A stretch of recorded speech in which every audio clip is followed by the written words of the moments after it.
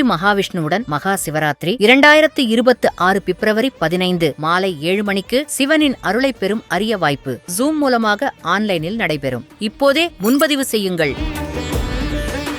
ஜனநாயகத்துக்கு நம்மலாம் டஃப் கொடுக்கல, சொந்த காசுலே சூனியா அந்த கம்பெனி வச்சுக்கிச்சு அப்படின்னு தான் நான் சொல்லுவேன்.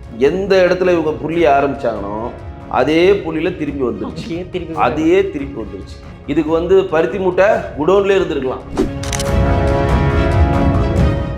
ஒரு ஈஸியாக நடக்க வேண்டிய ஒரு விஷயத்த அரசியலுக்காக பண்ணுறாங்களா, இல்லை ஒரு ட்ரெண்ட் அடிக்கிறதுக்காக பண்ணுறாங்களா, இல்லை மத்திய அரசின் மேல் ஒரு பழி போடணும்னு பண்ணுறாங்களா, இல்லாட்டி பாஜக அரசாங்கம் அழுத்தம் கொடுக்குதுன்னு பண்ணுறாங்களா, எனக்கு தெரியல. இன்னொரு சிக்கல் இதில் வரப்போகுது. அமேசான் பிரைம் வீடியோ தான் வாங்கியிருக்காங்க ஜனநாயகம் படத்தை. ஒரு மாதத்துக்குள்ளேயும் இந்த படம் ரிலீஸ் ஆன டேட்லேருந்து இந்த படத்தை போட்டுருவோம் அப்படின்னு தான் அக்ரிமெண்ட் சைன் பண்ணி இவங்க பல கோடியை வாங்கியிருக்காங்க. இப்போ கோர்ட்டில் போய் மாட்டிக்கிச்சு ஜனநாயகம். சுற்றிட்டு இருக்கு.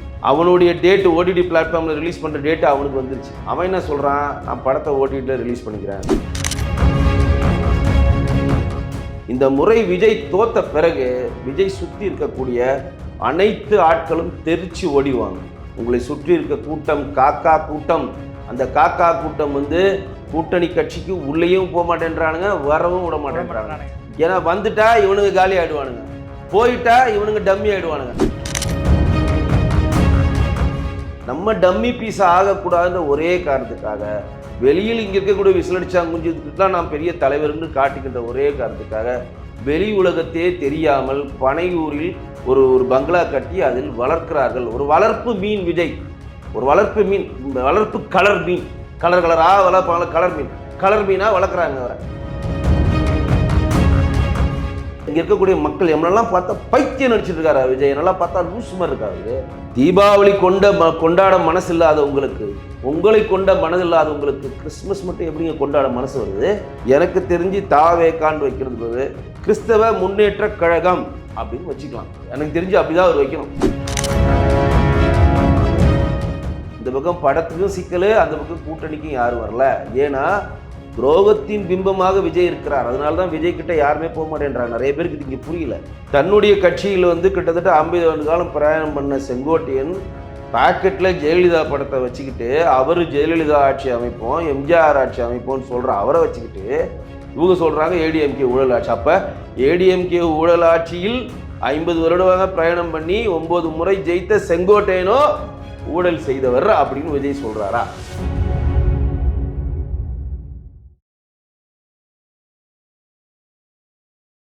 இளைய பாரத நேயர்களுக்கு வணக்கம். இன்றைக்கி நம்ம நேர்காணலில் நம்ம சிறப்பு விருந்தினர் பாஜகவின் கலை மற்றும் கலாச்சார பிரிவின் மாநில செயலாளரான வெங்கடேஷ் சார் அவர்கள் தான். சார் வணக்கம் சார். வணக்கம் ஜி. சார் என்ன சார் ஜனநாயகத்துக்கு ஏன் சார் இவ்வளோ டஃப் கொடுக்குறீங்க? ஜனநாயகம் ரிலீஸ் ஆகுமா ஆகாதா? எலெக்ஷனுக்குள்ள அட்லீஸ்ட் கடைசி ஒரு படத்தை நிம்மதியாக ரிலீஸ் பண்ண விஷயம் நீங்கள் தெளிவாக புரிஞ்சுங்க. ஜனநாயகத்துக்கு நம்மலாம் டஃப் கொடுக்கல, சொந்த காசுலே சூனியா அந்த கம்பெனி வச்சுக்கிச்சு அப்படின்னு தான் நான் சொல்லுவேன். யாருமே ஜனநாயகத்துக்கு டஃப் கொடுக்கல. அந்த ஜனநாயக படத்தினுடைய தயாரிப்பு தரவு எப்படி சென்சார் போர்டை அணுகணும், எப்படி central board of film certification சர்டிஃபிகேட்டை பெறணும் அப்படின்றத ஒரு புரிதல் இல்லாமல் அவசர கோலத்தில் அள்ளித்தளித்தனுடைய விளைவு இன்னைக்கு சட்ட சிக்கலில் சிக்கி தவிக்கிறது ஜனநாயக படம். இன்னைக்கு தீர்ப்பு என்னதான் சொன்னாங்க? இன்னைக்கு ஜனநாயகம் ரிலீஸ் ஆகுமா ஆகாதா? அதாவது ஒரு ஜனநாயக படம் என்ன அருமையான தீர்ப்பு கொடுத்துருக்காங்கன்னா, எந்த இடத்துல இவங்க புள்ளிய ஆரம்பிச்சாங்கனோ அதே புள்ளியில திருப்பி வந்துருச்சு. அதாவது ஒரு இடத்துல சைக்கிளை ஓட்டுவாங்கல்ல, ரவுண்ட் அடிக்கிறேன்னு சொல்லிட்டு, அந்த மாதிரி இதுக்கு பருத்தி மூட்டை குடோன்லேயே இருந்திருக்கலாம். தேவையில்லாமல் பருத்தி மூட்டை எடுத்துகிட்டு போயிட்டு தனி டபுள் பெஞ்சு போயிட்டு, அந்த பருத்தி மூட்டை எடுத்துகிட்டு போய் சுப்ரீம் கோர்ட்டு போயிட்டு, அந்த பருத்தி மூட்டை மறுபடியும் டபுள் பெஞ்சு மறுபடியும் சிங்கிள் பெஞ்சில் அதே தனி நீதிபதி கிட்ட நீங்கள் அப்ரூவல் கொடுங்க அப்படின்னு சொல்லி நீதிபதி கொடுத்துருக்காங்க. இப்போ என்ன தீர்ப்பு கொடுத்துருக்காங்கன்னா, சுப்ரீம் கோர்ட்டு என்ன வழிகாட்டுறாங்கன்னா, சென்னையில் இருக்கக்கூடிய தலைமை நீதிபதி தலைமையில் இருக்கக்கூடிய டபுள் பெஞ்சில் நீங்கள் நிவாரணம் தேடிக்கங்க, நாங்கள் இதில் தலையிட மாட்டோம், தள்ளுபடி. இவங்க என்ன பண்ணுறாங்க, 2 தரப்பு வாதங்களை விசாரித்து, சென்னையில் டபுள் பெஞ்சு தலைமை நீதிபதி 2 வாதங்களை விசாரிச்சுட்டு தீர்ப்பை தேதி குறிப்பிடாமல் தள்ளி வச்சுட்டு இன்னைக்கு காலைல 10:30 மணிக்கு தீர்ப்பு கொடுத்துருக்காங்க. நீங்கள் தனி நீதிபதியிலே, அதாவது முதல் விசாரிச்சார்ல ஃபர்ஸ்ட் நீதிபதி தனி நீதிபதி, அவரிடமே நீங்கள் நிவாரணம் பெற்றுக்கொள்ளுங்கள். அவருக்கு மட்டும் ஒரு ரெக்வஸ்ட் வச்சுருக்காங்க, முடிஞ்ச அளவு சீக்கிரமாக இந்த கேஸை முடிச்சு கொடுங்க அப்படின்னு ஒரு ரெக்வஸ்ட்டோட முடிச்சிட்டாங்க. அதுதான் முன்னாடி சொன்ன பதிவு நினைவிட்டு வருமுறை. பருத்தி மூட்டை அங்கேயே இருந்திருந்தா எந்த பிரச்சனையும் இல்லாமல். ரிலீஸ் ஆயிருக்கும். இப்போ வந்து இவங்க தேவையில்லாமல் டெல்லியில் போய் பெரிய பெரிய வழக்கறிஞர்களுக்கெல்லாம் பணத்தை கொடுத்து அங்கேயும் போனி ஆகலை, இங்கே வந்து பணம் கொடுத்து அங்கேயும் போனி ஆகலை. கடைசியில் கரெக்டாக ஆரம்ப புள்ளியில் central board of film certification என்ன கேட்டுச்சோ அதை தான் நீதிபதிகள் கொடுத்துருக்கிறார்கள். அவங்க என்ன கேட்டாங்க, பிடி ஆஷா நீதியரசர் வந்து ஜனநாயக படத்தை ரிலீஸ் பண்ணுவதற்கு தடை இல்லை, சென்சார் போர்டு சர்டிஃபிகேட்டை உடனே கொடுக்கணும், தீர்ப்பு முடிஞ்சிருச்சு. அவங்க என்ன கேட்குறாங்க, நீங்கள் தீர்ப்பு கொடுத்துட்டீங்க, நாங்கள் வந்து ரிவைசிங் கமிட்டி போகிறோம் அப்படின்னு சொல்லி ஒரு இது வச்சுருக்கோம், அதற்கான பதில் மனுவை தாக்கல் செய்வதற்கான அவகாசத்தை நீங்கள் எனக்கு கொடுங்க. வாதி பிரதிவாதி, நீங்கள் வாதியை கேட்டு தீர்ப்பு கொடுத்துட்டீங்க, பிரதிவாதி என்ன சொல்கிறாரு கேட்கணும்ல, அது கேட்காம கொடுத்தனால தான் டபுள் பெஞ்சு போகிறப்ப டபுள் பெஞ்சில் போயிட்டு அந்த ரிவைசிங் கமிட்டி படம் ரிலீஸிங் எதுவுமே அவங்க பண்ணல. அது எப்படி நீங்கள் ஒரு தீர்ப்பை கொடுக்குறீங்க? இவங்க சைடு என்ன நியாயம் கேளுங்க. நீங்கள் ஒரு தீர்ப்பு வந்து அவங்க சைடு நியாயத்தை கேட்டு கொடுத்துட்டீங்க. 24 சரத் படி 4 பேர் படம் பார்த்ததில் 3 பேர் அப்ரூவ் பண்ணிட்டாங்க, அதனால் அப்பயே 16+ எங்களுக்கு கொடுத்துட்டாங்க. அந்த தீர்ப்பு அந்த 16+ சர்டிஃபிகேட்டை கொடுக்க சொல்லி நீங்கள் ஆணையிடணும்னு சொல்லி தீர்ப்பு வாங்கிட்டீங்க. நாங்கள் ஏன் ரிவைசிங் கமிட்டி போனோம் அப்படின்ற பிரதிவாதி சொல்ல வேணும்ல, அதற்கான ஸ்பேஸை நீங்கள் ஏன் தரலை? அதுக்கு தான் தீர்ப்புக்கு தடை. இப்போ என்ன சொல்கிறாங்க, நீங்கள் பாதி ஜனநாயக படக்குழு சொன்னதெல்லாம் நீங்கள் கேட்டுட்டீங்க தனி நீதிபதி, இப்போ சென்ட்ரல் போர்ட் ஆஃப் ஃபிலிம் சர்டிஃபிகேஷனு இந்த படத்தை ஏன் நாங்கள் ரிவைசிங் கமிட்டிக்கு அனுப்ப போகிறோம் அப்படின்றத சொல்கிற விஷயத்தை கேட்டுட்டு இரண்டுத்தையும் அனலைஸ் பண்ணிட்டு ஒரு தீர்ப்பை எவ்வளோ விரைவாக கொடுக்க முடியுமோ கொடுங்க அப்படின்னு சொல்லி இப்போ தீர்ப்பை டபுள் பெஞ்சு கொடுத்துருக்காங்க. அதாவது ஒரு ஈஸியாக நடக்க வேண்டிய ஒரு விஷயத்தை அரசியலுக்காக பண்ணுறாங்களா, இல்லை ஒரு ட்ரெண்ட் அடிக்கிறதுக்காக பண்ணுறாங்களா, இல்லை மத்திய அரசின் மேல் ஒரு பழி போடணும்னு பண்ணுறாங்களா, இல்லாட்டி பாஜக அரசாங்கம் அழுத்தம் கொடுக்குதுன்னு பண்ணுறாங்களா எனக்கு தெரியல. ஆனால் ரொம்ப எளிதாக, ஏன்னா நான் 5 பேர் கொண்ட கமிட்டி எக்ஸாமிங் கமிட்டி படம் பார்க்குறாங்க, அதில் சாட்டிஸ்ஃபிகேஷனில் ரிவைசிங் கமிட்டி அனுப்புகிறாங்க. ரிவைசிங் கமிட்டி அனுப்புகிறப்ப என்ன சொல்கிறாங்க, ரிவைசிங் கமிட்டி நாங்கள் அனுப்ப போகிறாங்க, நீங்கள் அனுமதி கொடுங்க. ஏன்னா அனுமதி ரிவைசிங் கமிட்டி பார்க்கணுன்றதுக்கு அது அனுமதி படக்குழு கொடுக்கணும். நாங்கள் அனுமதி தரமாட்டோம், நான் கோர்ட்டில் போய்க்கிறோன்னா கோர்ட்டுக்கு போயிட்டாங்க. இன்கேஸ் அவங்க அன்னைக்கே இந்த படத்துக்கு ரிவைசிங் கமிட்டி அனுமதி கொடுத்துருந்தாங்கன்னா அதிகபட்சம் அதுலேருந்து 2 நாட்களில் படம் ரிலீஸ் ஆகிருக்கும். இந்நேரம் படம் பொங்கலுக்கு பெரிய வசூலை கூட பண்ணியிருக்கலாம். 2 நாட்களில் படம் ரிலீஸ் ஆகிருக்கும். ஆனால் நிர்வாக சீர்கேடு, அதனால் விஜய் கிட்ட என்ன பெரிய பிரச்சனை, விஜய் சுற்றி இருக்கிறவங்களுக்கும் அறிவார்ந்த சிந்தனை இல்லை, அரசியல் இல்லை, அவன் படம் எடுக்கிறவனும் அதே மாதிரி ஆள் வந்து சேர்றான். அதான் விஜய்கிட்ட இருக்க பெரிய பிரச்சனை. ஜான ஆரோக்கியசாமிட்டும் நிர்மல் ஆகட்டும், புசி ஆனந்துட்டும், நம்மளுடைய ஆதவர்ஜனாலாம், இவங்களாம் பல்டி குமாஸ், பல கட்சியை தாண்டி வந்து பல்டி குமாஸ். அவனுக்காக ரத்தம் சிந்தின விஜய்க்காக கட் அவுட் கட்டினவங்களா அவங்களா? விஜய் ரசிகர் மன்ற தலைவராக இருந்தவங்களா? விஜய்க்காக ஆரம்ப கட்டத்திலிருந்து வேலை ஒர்க் பண்ணவங்களா? அவர்கள் பணத்துக்காக விஜயிடம் இன்றைக்கு வேலை பார்க்கவர்கள். நாளைக்கு விஜய் தோத்துட்டாங்கன்னா, இன்னைக்கு விடுதலை சிறுத்தைகள் திமுகலேருந்து தானே விடுதலை சிறுத்தைகள் வந்தார், விடுதலை சிறுத்தைகள் தானே இங்கே வந்தார், பாஜகலேருந்து தானே ஏடிஎம்கே போனார் நிர்மல்குமார், ஏடிஎம்கேலேருந்து தானே தாவேகா போயிருக்காரு, விடுதலை சிறுத்தைகள் கட்சியிலேருந்து திமுகவுக்கு வந்து இப்போ தாவேகா வந்திருக்கிறது தான் லைலா மணி. காங்கிரஸ் தானே புசியானந்த் வந்தார். அப்போ இவர்களாம் கொள்கை வீரர்களா, கொள்கை பிடிப்புள்ளவர்களா? நாளைக்கு பாப்பா உனக்கு ஒரு எம்எல்ஏ தரேன்னு சொன்னால் பெல்ட் அடிக்க மாட்டாங்களா? நிர்மல்குமார் நாளைக்கு திமுக கூப்பிட்டு உனக்கு மந்திரி ஆகிறேன்னு சொன்னால் அவர் பேரே பெல்டி குமார், டப்புன்னு பெல்ட்டி வச்சு போக மாட்டார் அவர். அப்போ எந்த மாதிரி கொள்கையான ஆட்களை அவர் வச்சிருக்காரு, என்ன ஒரு பிடிப்புடன் இருக்கிறாரு? விஜய்க்கு தெளிவாக ஒரு விஷயம் சொல்கிறோம். இந்த முறை விஜய் தோத்த பிறகு விஜய் சுற்றி இருக்கக்கூடிய அனைத்து ஆட்களும் தெரிச்சு ஓடிடுவாங்க. யாருமா கூட இருப்பா? அதே இப்போ எப்படி ஜனநாயக படம் முதல் ஃபஸ்ட்டு தனி நீதிபதி வந்து பாருங்க, அதே மாதிரி முதல் உங்களுக்கு கட் அவுட் கட்டின, உங்களுக்கு கொடி கட்டின, உங்களுக்காக விசில் அடித்த, அதில் விசில் அடித்தாங்க குஞ்சிகள் மட்டும்தான் அவங்க கூட இருப்பாங்க. உங்களை சுற்றி இருக்க கூட்டம் காக்கா கூட்டம். அந்த காக்கா கூட்டம் வந்து கூட்டணி கட்சிக்கு உள்ளேயும் போக மாட்டேன்றானுங்க, வரவும் விட மாட்டேன்றானுங்க. ஏன்னா வந்துட்டா இவனுங்க காலி ஆகிடுவானுங்க, போயிட்டா இவனுங்க டம்மி ஆகிடுவானுங்க. நம்ம வச்சு இவரை வச்சே பண்ணலாம். இப்போ ஒரு எக்ஸாம்பிள் சொல்கிறேன். இப்போ விஜய் இருக்காரு, இப்போ பெரிய கட்சி, இப்போ ஏடிஎம்கே தேசிய ஜனநாயக கூட்டணியில் இணையறாருன்னு வச்சு ஒரு எக்ஸாம்பிள் சொல்கிறேன். தேசிய ஜனநாயக கூட்டணியில் விஜய் இணைஞ்சிட்டாருன்னா அமித்ஷா அவர்களோ, நாயனார் நாயந்தன் அவர்களோ, அண்ணாமலைஜி அவர்களோ, நீ பியூஷ் கோயல் அவர்களோ நேரடியாக யார்கிட்ட பேசுவாங்க? புசி ஆனந்த்கிட்ட பேசுவாங்க. புசி ஆனந்த் ஓரமாக நில்லுங்க ப்ளீஸ் ஓரமாக நில்லுங்க, விஜயை கூப்பிடுங்க, அதுதானே பேசுவாங்க. அப்போ அவருக்கு ஒரு முக்கியத்துவம் அங்கே மழுங்கடிக்கப்படும். ஆதவர்ஜனா நீங்கள் மாட்டின் மருமகன் தானே, ப்ளீஸ் வெளில வெயிட் பண்ணுங்கள், நாங்கள் விஜய்கிட்ட பேசுகிறோம், அப்படி தானே பேசுவாங்க. நீங்கள் எடப்பாடி பழனிசாமி அவர்கள் ஏடிஎம்கேயோட கூட்டணி வைத்து டிவிக்கே வருது அப்படின்னா அவர் நேரடியாக விஜய்கிட்ட தானே பேசுவார். மிஸ்டர் ஆதவர்ஜனா வாங்க உங்கள்கிட்ட பேசுன்னு பேசுவாரா? ஏன்னா அவர்களுக்கான தலைவர்கள் அவர்களுக்கான லீடர்கிட்ட பேசுகிறப்ப இவருங்க டம்மி பீஸ் ஆகிடுவானுங்க. நம்ம டம்மி பீஸ் ஆகக்கூடாதுன்ற ஒரே காரணத்துக்காக, வெளியில் இங்கே இருக்கக்கூடிய விசிலடிச்சாங்க குஞ்சுலாம் நான் பெரிய தலைவர்னு காட்டிக்கின்ற ஒரே காரணத்துக்காக வெளி உலகத்தையே தெரியாமல் பனையூரில் ஒரு ஒரு பங்களா கட்டி அதில் வளர்க்கிறார்கள். ஒரு வளர்ப்பு மீன் விஜய், ஒரு வளர்ப்பு மீன், வளர்ப்பு கலர் மீன், கலர் கலரா வளர்ப்பாங்க, கலர் மீனா வளர்க்குறாங்க அவரை. இல்லைன்னா பாருங்களேன், எந்த இதுலையுமே அவரால் முடிவெடுக்க முடியல பாருங்க. அவர் தொட்டதெல்லாம் விளங்கவே பாருங்க, தொட்டதெல்லாம் தோல்வி. எல்லாத்தோட பெரிய ஒரு அதிர்ச்சி, 41 உயிரை கொண்டுன்ற குற்ற உணர்ச்சியே இல்லாமல் கிறிஸ்மஸ் கொண்டாடுறானுங்க. 41 உயிர் கொண்டுட்டோம் அப்படின்றதுக்காக தீபாவளிக்கு நாங்கள் சுகத்தில் இருக்கோம். ப்ளீஸ் எல்லாரும் சோகமாக இருங்க. நம்ம 40 பேர் இழந்துட்டோம். ப்ளீஸ் 16 நாள் ஆயிடுச்சு, சோகமாக இருங்க. ப்ளீஸ் கண்ணீர் வரலாம், கிசரி போட்டு அழுங்க. நம்மளாம் சோகமாக இருக்கும். அதோ ப்ளீஸ் எமோஷன் கொண்டு வா. ஏய் புசி, எமோஷன் ஐ நீட் எமோஷன், இன்னும் கொஞ்சம் எமோஷன் கொடு, இன்னும் கொஞ்சம் அழுகு. ஆக்டிங். 16 நாள் முடிஞ்சு அடுத்து தீபாவளி கொண்டாட மாட்டோம், ஏன்னா நாங்கள் சோகத்தில் இருக்கோம். ஆஹா பாவப்பா, ரொம்ப சோகமாக இருக்கிறாங்க. கிறிஸ்மஸுக்கு பிரம்மாண்டமாக கொண்டாடுறானுங்க. என்னடான்னு பார்த்தா, கிறிஸ்மஸ் விழா பார்த்தா இங்கே இருக்க அக்கா இளவரசர் ஆகட்டும், கிறிஸ்துவ பெருமக்களாக கூட எல்லாரையும் கூப்பிட்டு பெருசாக கேக்கு வெட்டி, கண்ணாடியை போட்டுக்கிட்டு கேக்கை வெட்டி குஜுகலம் பண்ணி அப்படியே அட்டகாசமாக கொண்டாடுறாங்க. ஏன்னா கிறிஸ்மஸ் விழா ஜோசப் விஜயோட விழா. சரிடா கிறிஸ்மஸ் கொண்டாட்டானே, இந்த நல்ல மூட்லேயே போனால் பொங்கல் வந்தோன்னு சோகமாயிட்டானுங்க. ஜிங் ஜங் ஜக் ஆகிட்டான், அப்படியே ஜக் ஆகிட்டான். கேட்டால் அவன் சோகத்தில் இருக்கும். என்னடா அது, தீபாவளிக்கு சோகத்தில் இருக்க, பொங்கலுக்கு சோகத்தில் இருக்க, கிறிஸ்மஸுக்கு மட்டும் குதூகலமாக கொண்டாடுறிய, எப்பட்றா அது? அப்போ ஜோசப் விஜய்ன்றது அங்கே நிறுவனமாகுதா இல்லையா? கூட இருக்கிறதுல யார்? ஜேபிஆரோடைய பொண்ணு, அவங்க யார்? கிறிஸ்தவ மதத்தை சேர்ந்தவங்க. ஜான் ஆரோக்கியசாமி யார்? கிறிஸ்தவ. ஆதவஜனா யார்? கிறிஸ்தவ மதத்தை சேர்ந்தவர். லைலாமணி யார்? கிறிஸ்தவ மதத்தை சேர்ந்தவர்.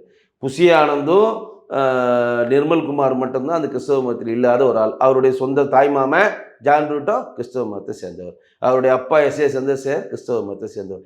எனக்கு தெரிஞ்சு தாவேக்கான்னு வைக்கிறது போது கிறிஸ்தவ முன்னேற்ற கழகம் அப்படின்னு வச்சுக்கலாம். எனக்கு தெரிஞ்சு அப்படிதான் அவர் வைக்கணும். கிறிஸ்தவர்களுக்காக தனியாக நாங்கள் கட்சி ஆரம்பிச்சிருக்கோம், கிறிஸ்தவர்கள் முன்னேற்ற கழகம் அப்படின்னு தான் அவர் கட்சியை நடத்துகிறாருன்னு நான் நினைக்கிறேன். இல்லாட்டி தீபாவளி கொண்டாட மனசு இல்லாதவங்களுக்கு, பொங்கலை கொண்ட மனது இல்லாதவங்களுக்கு கிறிஸ்மஸ் மட்டும் எப்படிங்க கொண்டாட மனசு வருது? அது என்ன மாதிரி கூற்று? இங்கே இருக்கக்கூடிய மக்கள் எம்னெல்லாம் பார்த்தா பைத்தியம் நடிச்சிட்டு இருக்காரு விஜய், என்னெல்லாம் பார்த்தா லூஸ் மாதிரி இருக்கா அவருக்கு. அங்கே இருக்கக்கூடிய இந்து தொண்டர்கள் உடலுக்கு நீங்கள் மதிப்பளிக்கணுமா இல்லையா? விஜய் கிட்ட இப்போ 1 கோடி பேர் இருக்காங்கன்னா 1 கோடி பேர் 90 லட்சம் பேர் யார் இருப்பா? இந்துக்கள் தானங்க இருப்பான். அவன் உணர்வுக்கு நீ மதிப்பளிக்கணுமா இல்லையா? அப்போ முன்னாடி சொன்ன மாதிரி சுற்றி இருக்க கூட்டம், காக்கா கூட்டம் வளர்ப்பு மீனை தொட்டியில் போட்டு பனை பங்களாவில் வளர்த்துட்டு இருக்காங்க.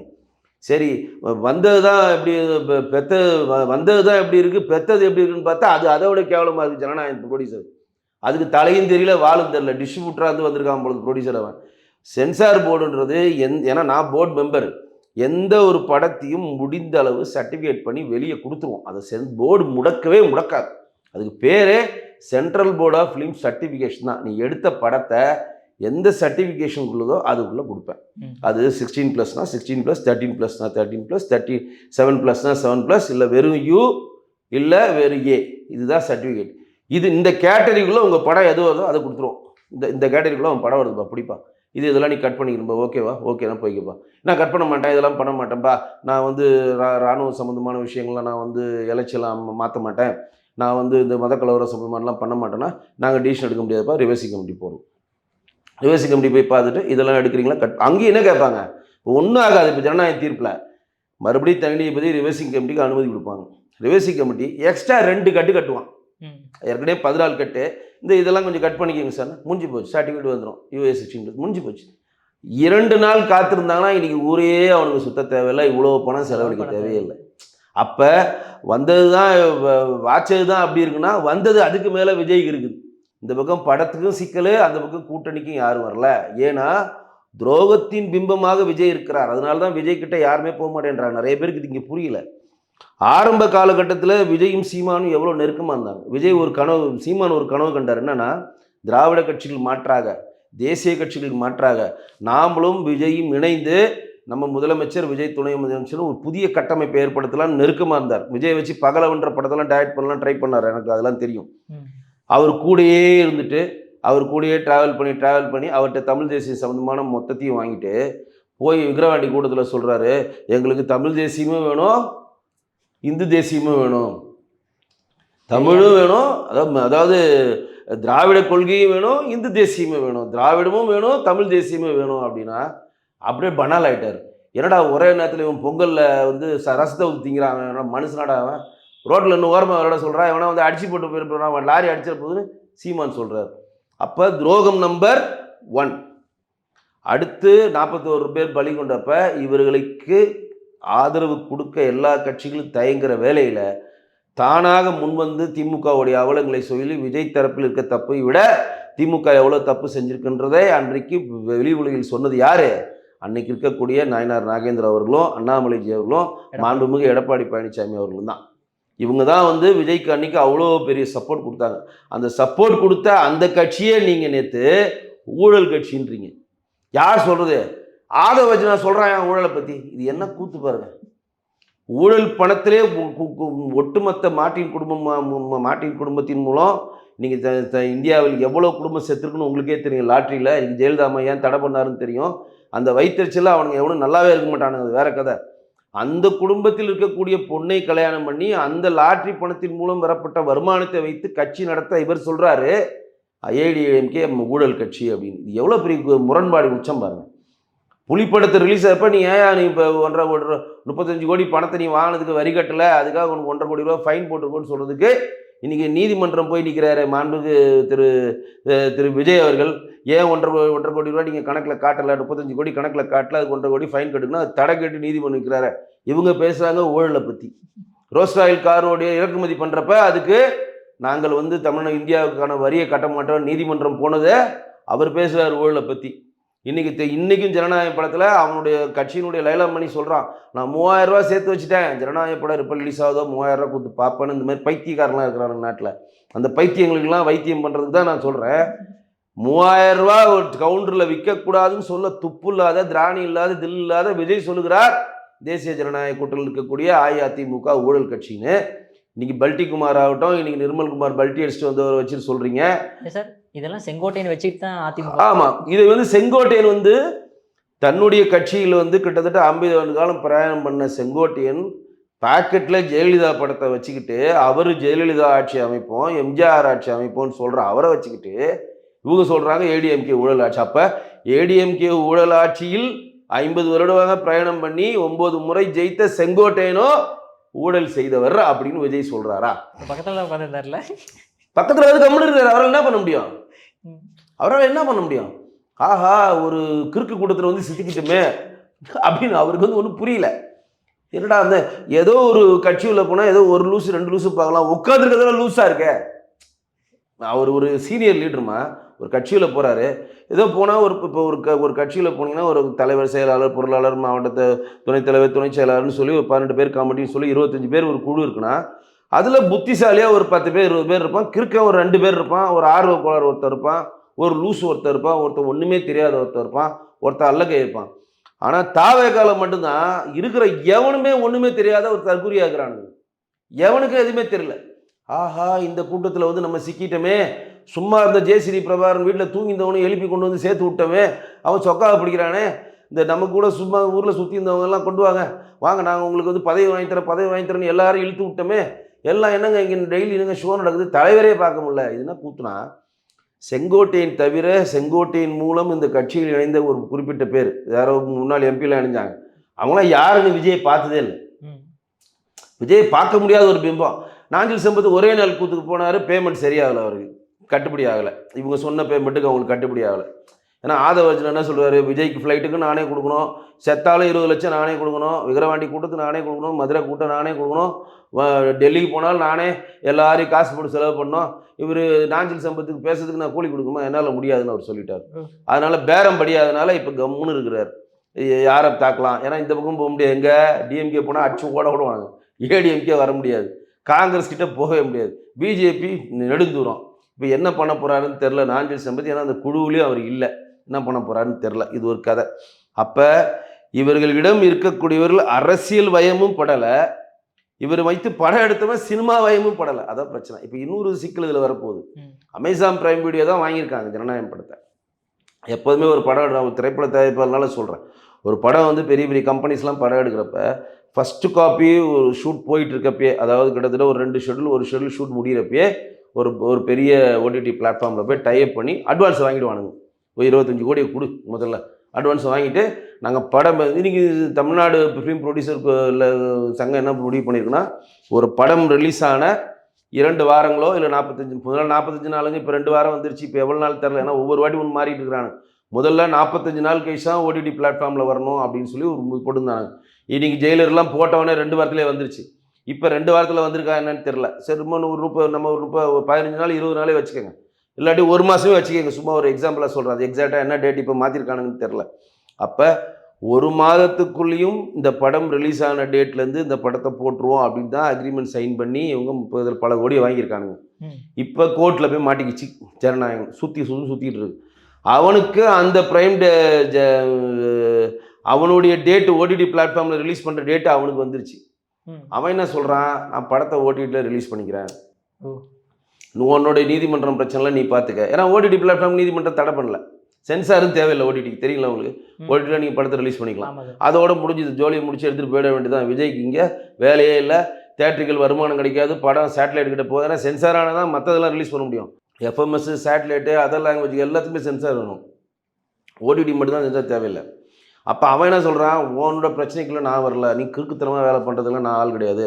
ஏன்னா அது இன்டர்நேஷ்னல் கம்பெனி. அவன் இன்வெஸ்ட்மெண்ட்ஸ் முன்னாடியே கொடுத்துருப்பான், அதற்கான வருமானத்தை அவன் எதிர்பார்த்துட்டு இருப்பான்.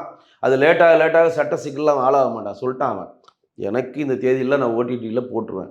இப்போ எனக்கு தெரிஞ்ச நீதிமன்றம் சுத்த பார்த்தா நேரடியாக ஜனநாயகன் ஓடிடி பிளாட்ஃபார்மில் தான் ரிலீஸ் ஆகுதுன்னு தான் நான் நினைக்கிறேன். இதுவரையும் central board of film certification நான் ஒரு படத்தை சர்டிஃபிகேட்டே பண்ண முடியாதுன்னு சொன்ன ஒரே படம் எனக்கு தெரிஞ்சு பேட் கேர்ள்னு ஒரு படம் தான். அது ரிவர்சிங் கமிட்டி ரிஜெக்ட் பண்ணிட்டாங்க, எக்ஸாமிங் கமிட்டி ரிஜெக்ட் பண்ணிட்டாங்க, கோர்ட்டுக்கு போய்ட்டு நீதிபதி அதுக்கு ஆப்ஷன் இருக்குது. நீங்கள் எக்ஸாமிங் கமிட்டி ரிஜெக்ட் பண்ணி, ரிவர்சிங் கமிட்டி ரிஜெக்ட் பண்ணி, அதுக்கப்புறம் நீங்கள் கோர்ட்டுக்கு போகிறதுக்கு உங்களுக்கான முழு ஆப்ஷன்ஸ் இருக்குது. கோர்ட்டில் போய் நீங்கள் பார்த்துக்கலாம். கோர்ட்டுக்கு போனால் அவங்க தரப்பு வாங்கல வைக்கிறாங்க.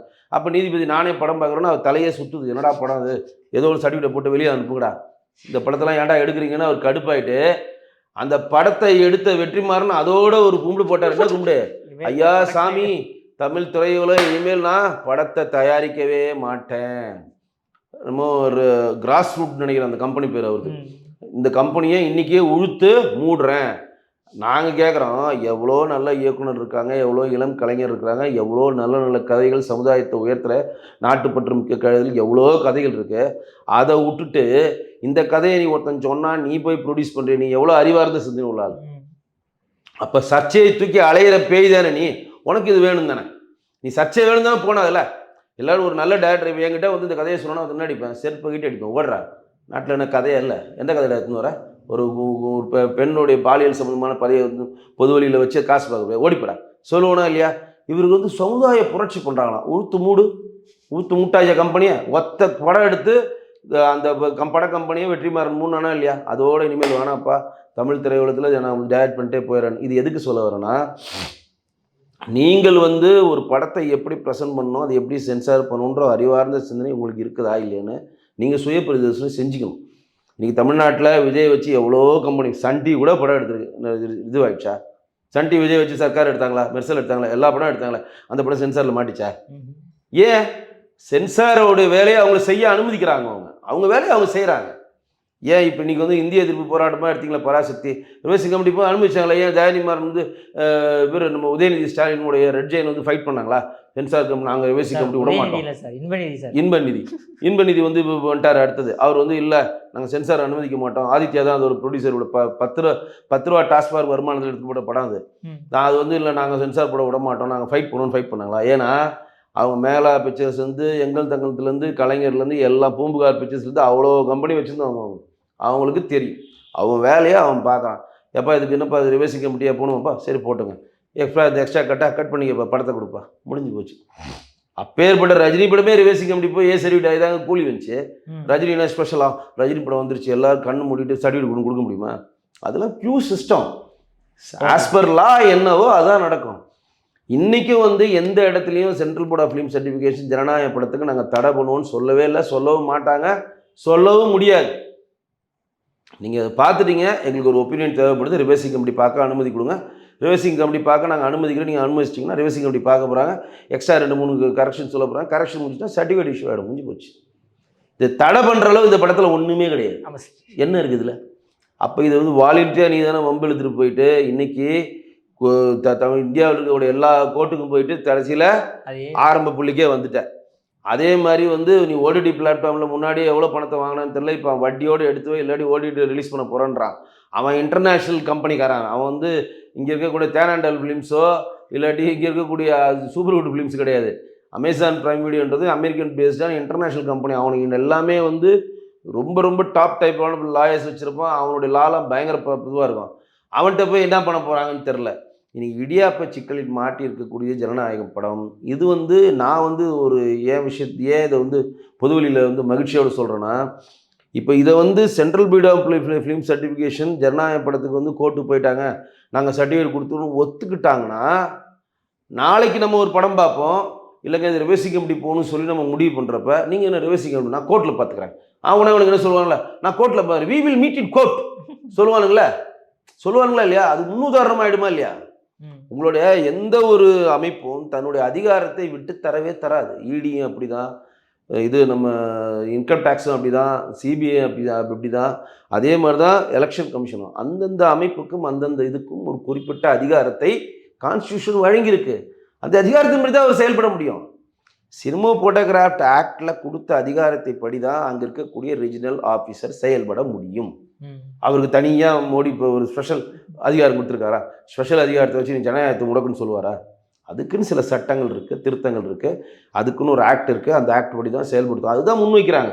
சினிமோட்டோகிராஃப்ட் ஆக்ட் 24 தான் முன் வச்சாங்க, 25 சொல்லி தான் இவங்க உடைக்கிறாங்க. அதை இன்றைக்கு தனி நீதிபதியே வந்து தனி நீதிபதிக்கு எனக்கு தெரிஞ்சு என்னுடைய கணிப்பு கரெக்டாக இருந்தேன்னா மறுபடியும் வந்து சென்சார் போர்டுக்கிட்ட கேட்பாங்க, தனி நீதிபதி உங்களுக்கு எவ்வளோ டைம் வேணும் ரிவர்சிங் கமிட்டி போகிறதுக்கு நீங்கள் அனுமதிக்கலாம் கேட்பாங்க.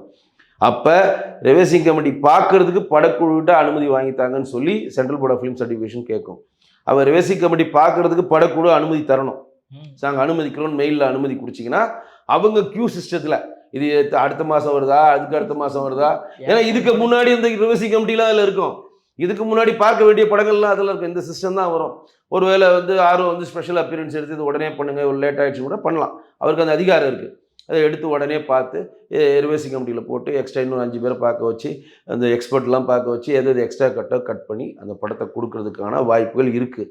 இது வந்து சுமூகமாக போனால் நாங்கள் வந்து ரிவர்சிங் கமிட்டியே போக மாட்டோன்னு பழைய படி படுத்தி குடோனுக்கே வந்தானா ஓடிடி பிளாட்ஃபார்மில் ரிலீஸ் கன்ஃபார்ம்.